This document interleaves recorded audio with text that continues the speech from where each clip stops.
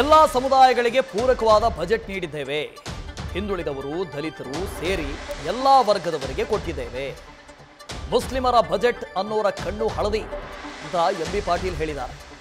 4 ವರ್ಷ ಬಿಜೆಪಿ ಏನ್ ಮಾಡಿದ್ದಾರೆ ಅಂತ ಎಲ್ಲರಿಗೂ ಗೊತ್ತಿದೆ. ವಿಜಯಪುರದಲ್ಲಿ ಕೈಗಾರಿಕಾ ಸಚಿವ ಎಂ.ಬಿ. ಪಾಟೀಲ್ ಈ ಹೇಳಿಕೆಯನ್ನು ಕೊಟ್ಟಿದ್ದಾರೆ. ಕೊಟ್ಟಿದ್ದೀವಿ, ಎಲ್ಲ ವರ್ಗದ ಜನರಿಗೆ ಕೊಟ್ಟಿದ್ದೀವಿ, ಹಿಂದುಳಿದವ್ರಿಗೆ ಕೊಟ್ಟಿದ್ದೀವಿ, ದಲಿತರಿಗೆ ಕೊಟ್ಟಿದ್ದೀವಿ.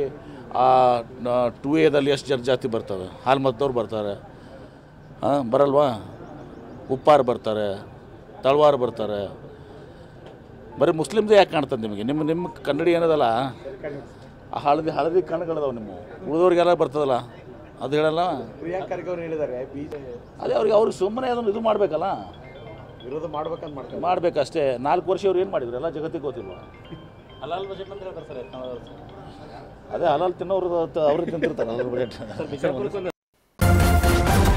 ನ್ಯೂಸ್ ಫಸ್ಟ್ ನಿರ್ಭೀತಿಯಿಂದ ನಿಮ್ಮ ಪರವಾಗಿ.